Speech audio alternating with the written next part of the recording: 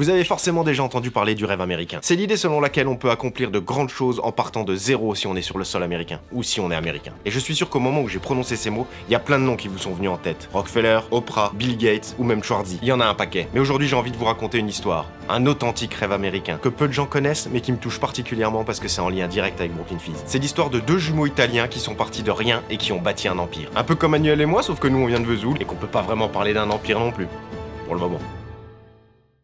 Tout commence en 1926, à Orsonia, en Italie. C'est là que naissent et grandissent Henry et Arthur D'Angelo. Mais en 1938, alors qu'ils ont 12 ans, toute la famille quitte l'Italie et débarque à New York. Et là, premier choc, les buildings. Quand tu viens d'un petit village d'Italie dans les années 30 et que tu débarques à New York et que tu vois tous ces gratte-ciel, forcément, ça te marque à vie. La famille s'installe rapidement à Boston et quand je dis rapidement, c'est vraiment rapidement. C'est-à-dire que le lendemain de leur arrivée aux US, ils partent pour Boston. C'est l'hiver, ils ont pas un rond, ils connaissent pas un mot d'anglais, mais une envie de réussir qui dépasse tout. Ils commencent par vendre des journaux, à côté du Fenway Park, le mythique stade de baseball des Boston Red Sox. Leur premier mot en anglais, 2 cents, 2 centimes, c'est le prix d'un journal. Au début, ils ne connaissent rien au baseball, mais petit à petit, en se faufilant dans le stade pour vendre des journaux, ils commencent à comprendre le jeu et à ressentir l'ambiance unique qu'il peut y avoir au Fenway Park. Ils voient des supporters qui vibrent à chaque match et qui portent fièrement les couleurs de leur équipe. De spectateurs, ils deviennent rapidement eux aussi de fervents supporters. Et là, c'est pas simple d'être un supporter des Red Sox dans cette période, ils sont en plein dans la malédiction du Bambino. Et faut que je vous fasse un petit point sur cette malédiction. En gros, la malédiction, c'est quoi? La dernière fois qu'ils sont champions des World Series, champions du monde, là qu'on reparle aussi un peu de ça, d'être champion du monde alors qu'on joue contre Américains. Mais bon, bref. Donc la dernière fois qu'ils sont champions du monde, les Boston Red Sox, c'est en 1918. Or, en 1919, ils vont faire un move qui plaît pas, mais alors pas du tout au dieu du baseball. Ils vont vendre le joueur. C'est pas encore le GOAT comme on le connaît maintenant,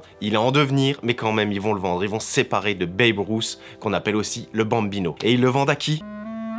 Aux New York Yankees.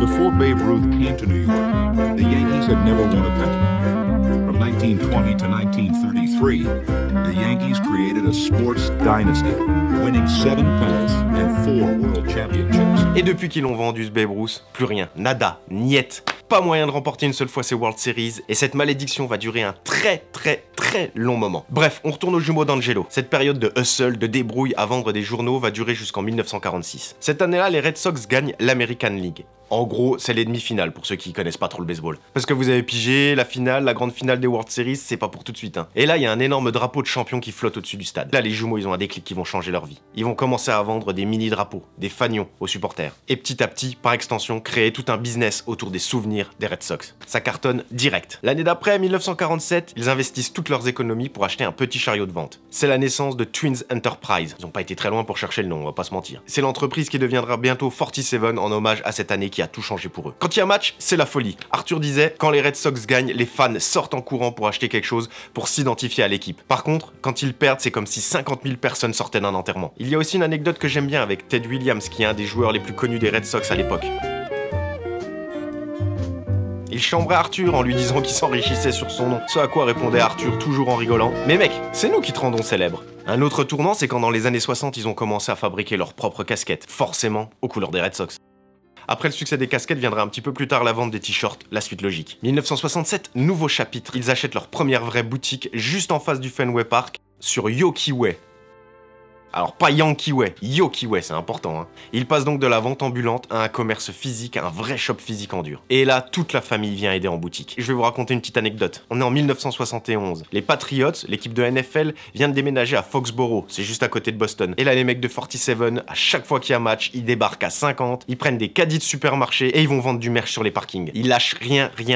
Robert, le fils d'Arthur, qu'on surnomme aussi Bobby, parce que c'est pas plus court mais c'est plus cool, était à la fac à ce moment-là et il raconte que lui et ses frères, ils rentraient tous les week-ends pour aller vendre du merch, que ce soit pour les Bruins, pour les Red Sox, pour les Patriots ou pour les Celtics. Et alors à ce moment de l'écriture de la vidéo, je me suis demandé comment c'était possible qu'une petite boîte comme ça pouvait vendre du merch de n'importe quelle franchise. D'après ce que j'ai compris, dans les années 60-70, c'était quand même un peu le Far West au niveau de tout ça. Il n'y avait pas de contrat comme il peut y avoir aujourd'hui pour lier les fabricants et les ligues ou les franchises. Bref, les années passent, le business grandit. On est en 1977 et Bobby, donc Robert si vous avez suivi, rejoint l'entreprise. Mais bon, quand je dis qu'il rejoint l'entreprise, ça veut dire sans doute qu'il signe un papier, ou qu'il a un contrat, ou qu'il a des parts dans la boîte, parce que vous avez pigé que depuis qu'il a 6 ans, le mec il fait vraiment partie de l'entreprise, et il vend des produits tous les week-ends. Ces trois frangins, Mark, David et Steve, le suivront dans les années 80 et intégreront également 47. Les années 80, c'est aussi 47 qui a grandi un petit peu son empire, il ne se cantonne pas qu'aux Red Sox, il y a Bobby qui fait le tour des US pour signer des contrats avec plein de franchises différentes. En 1987, 47 est endeuillé. Henry, un des frères jumeaux, meurt d'un cancer à l'âge de 60 ans. C'est un moment important dans l'histoire de 47 parce que Henry et Arthur ont tout monté monté ensemble, ils ont tout créé ensemble depuis qu'ils sont partis d'Italie. Mais la relève est assurée et 40 ans après le début de l'entreprise, elle est toujours family owned and operated, comme on dit là-bas. Ça veut dire que la famille gère et détient l'entreprise, comme Brooklyn Fizz. On avance un peu et on se retrouve en 2004. Arthur, qui a alors 78 ans, est toujours là, à chaque match. Mariage, enterrement, peu importe, il trouvera toujours un moyen d'être au stade. 2004 donc, les amateurs de baseball savent pourquoi c'est une année ultra importante pour les Red Sox. Et aussi pour Arthur, et 47. Les Red Sox se retrouvent en finale de la Ligue américaine. Donc si vous avez pigé, c'est la demi-finale en gros. Le vainqueur sur 7 matchs accédera à la grande finale, les World Series. Et là, ils se retrouvent contre les ennemis de toujours, les Yankees. Ils perdent leurs 3 premiers matchs.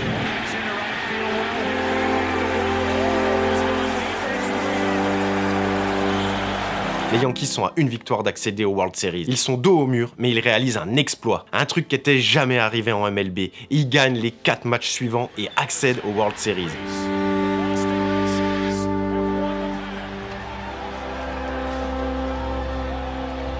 C'est déjà la folie furieuse dans le Massachusetts.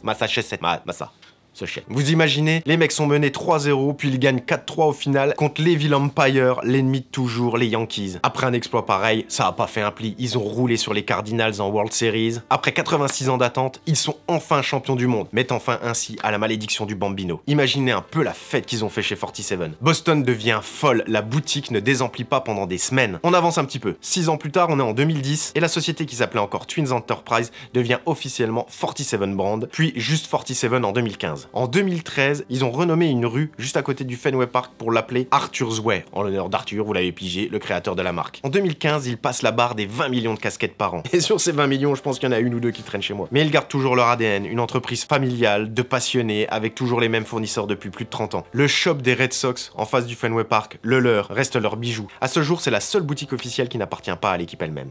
2018, c'est un peu la consécration pour Arthur, qu'on appelle maintenant le maire du Fenway Park, car il rentre au Hall of Fame des Boston Red Sox.